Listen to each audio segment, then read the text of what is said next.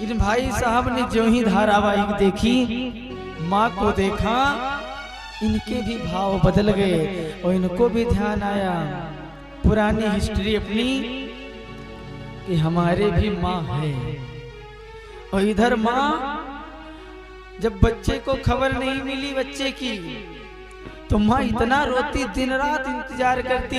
अपने घर की एक छोटी सी झोपड़ी थी, माँ बाहर निकल आती और एक छड़ी लेकर के बैठती कि लाल मेरा आ रहा होगा, लाल मेरा आ रहा होगा। जैसे सबरी माता राम जी की राह निहारती थी, माँ उसी तरह बच्चे की अपनी राह निहारती रही। एक टूटी खाट है जो रखा है छप्पर, उस पर भी फूस नहीं है। एक छोटी सी चद्दर है, माँ उसी को बिछाती है और आधी उसी को ओढ़ लेती है। न तन पर साड़ी है, केवल उसी चद्दर से अपना सिर को और पूरा शरीर ढके रहती है। माँ ने सब कुछ बेच करके अपने पुत्र को पढ़ाने में लगा दिया। माँ रोते रोते अपने प्राणों को अंत कर दिया। गांव वालों ने देखा कि 4-5 दिन हो गया, ये बूढ़ी औरत निकली नहीं है, आखिर को हुआ क्या है।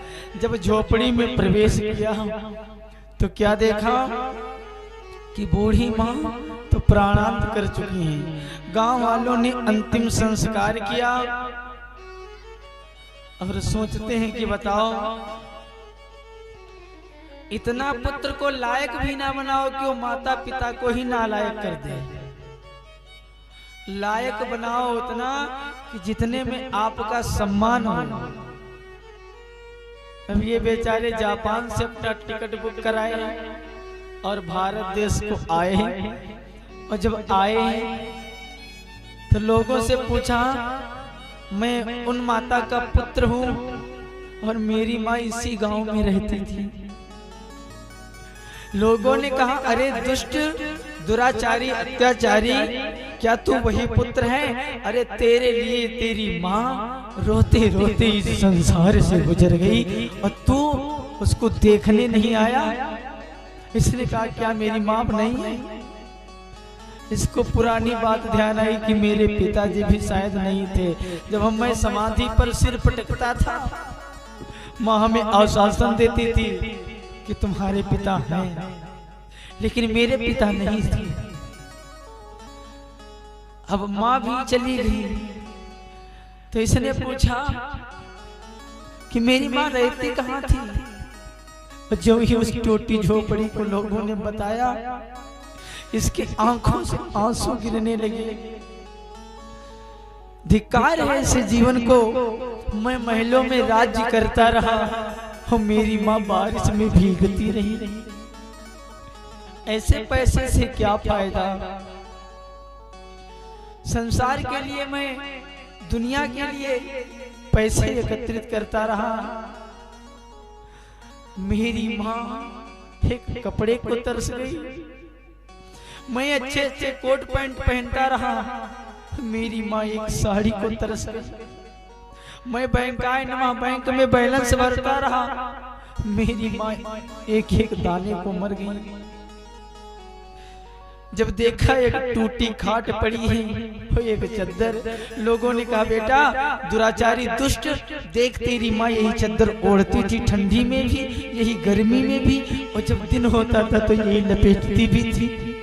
इसने चद्दर को पकड़ा और फूट फूट करके रोने लगा, माँ काश कहीं यही दिन पहले हमारे समझ में आ गया होता तो ऐसा नंबर नहीं आता।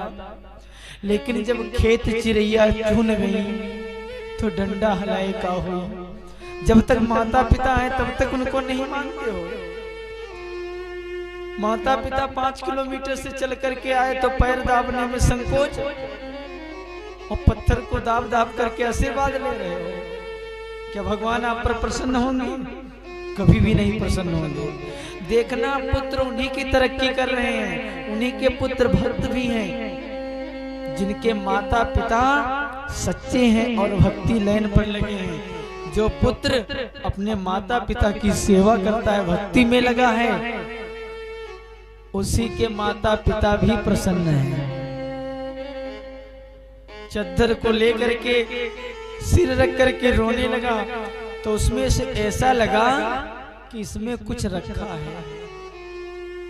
और जो ही चद्दर को खोला तो उसमें एक पत्र मिला, और पत्र को जब खोल करके पढ़ने लगा तो उसमें लिखा था माँ के छोटे छोटे शब्द, बेटा जब से तू यहाँ से चला गया मैं तुम्हारा रोज इंतजार करती हूँ, लेकिन इंतजार करते करते अब एक समय ऐसा आया कि हमारी श्वास आखिर हो चुकी और मैं आपका दर्शन नहीं कर पाई।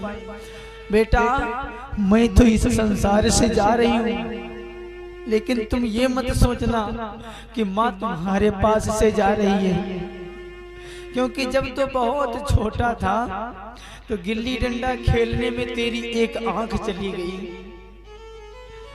तो मैंने अपनी आंख आपको जीवन दान दे दिया था। तो पुत्र मैं भले ही नहीं हूँ, लेकिन मेरे रूप में मेरा एक अंग आपके शरीर में है, इसलिए तुम अपनी दाहिनी आंख का पुत्र बहुत ख्याल रखना, क्योंकि वो मेरी ही आंख है। आपको सुखी देखने के लिए मैंने संसार के लिए अपने को कानी कहना स्वीकार किया।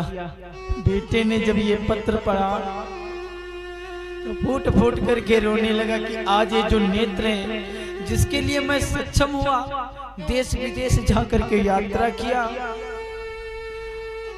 और उस नेत्रों से माँ का मैं दर्शन नहीं कर पाया। क्या माँ के अलावा कोई ऐसा है जो अपना नेत्र दान कर सकता था? किसी के अंदर क्षमता नहीं है प्यारे। ये माँ के अलावा, पिता के अलावा किसी के अंदर ऐसा नहीं भाव आएगा।